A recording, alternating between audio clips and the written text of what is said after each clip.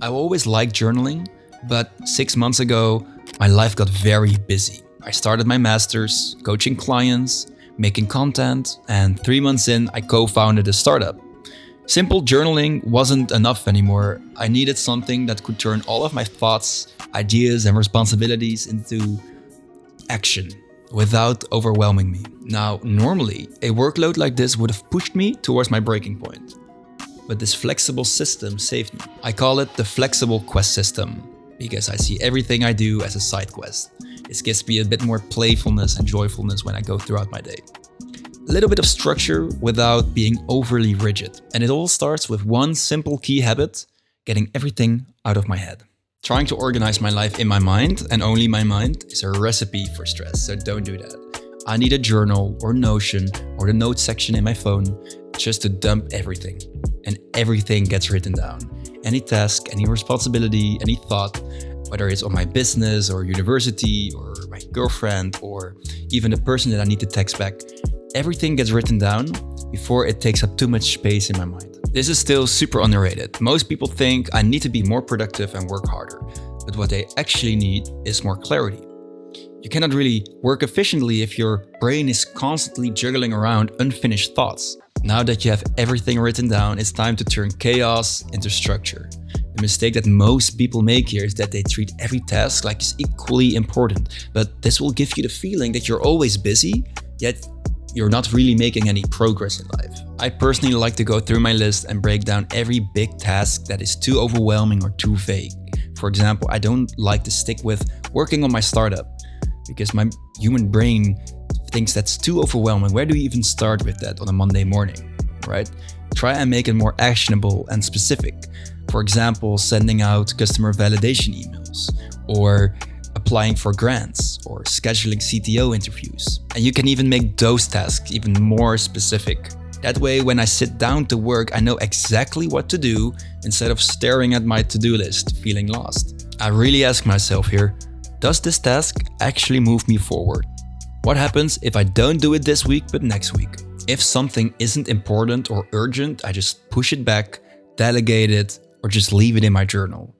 Remember, the goal here is not to get everything done, it's to get the right things done. And this is where the flexibility of the quest system comes in. When this startup came into my life during these past 6 months, I didn't have more hours in a day magically. I just had to restructure what was already there. Some weeks my master's takes priority because I have my thesis deadline, I have reports to finish, and there's also other weeks where my startup has priority. There are some days where I have to finish up some hard work in the evening, and there's also days where I can schedule active relaxation because I actually need to rest up. And this system allows for that, which is wonderful.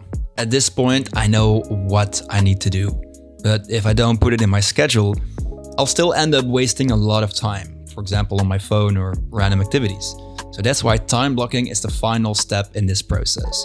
This is to make sure that I actually get the things done that need to get done. I don't like to make any to-do lists anymore.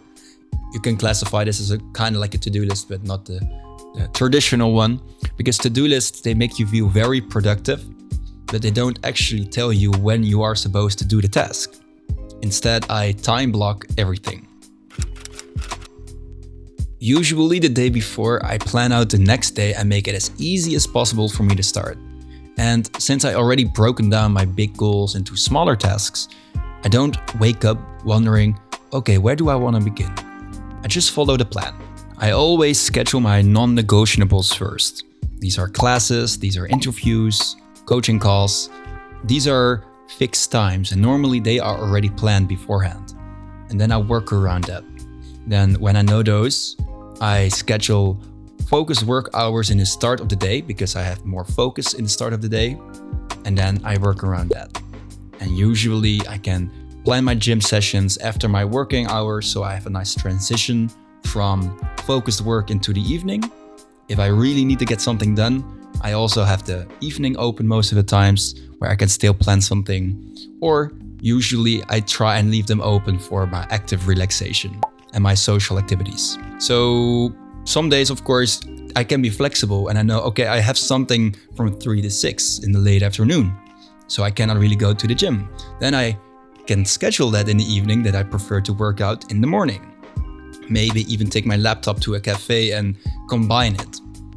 This allows for that because you can look in the evening, what do I need to get done today? Or like the day after today, tomorrow. For example, I have an interview, I have a meeting, and then you can plan around that.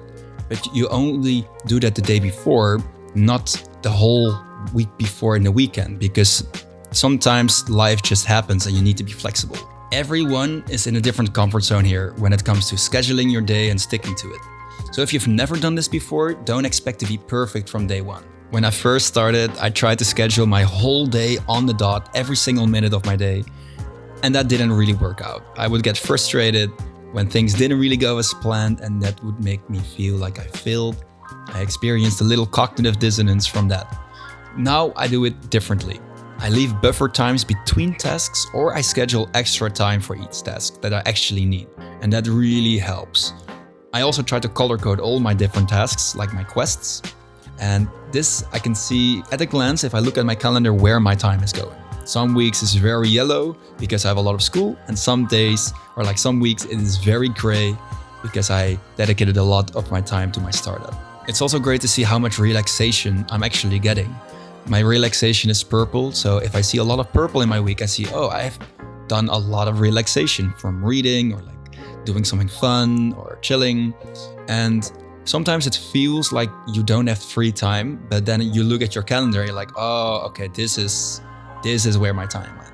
So this really helped me to get a bird's eye view of my life. I do have to admit, sometimes it does feel like my calendar is running my life. But the truth is as well, without structure, I would be overwhelmed. This system, I designed it in a way that it is not restrictive, but that it really keeps me sane. Alright, if you want to dive a little deeper into how I use journaling to stay clear-headed, I think you would like this video. Good luck and much love.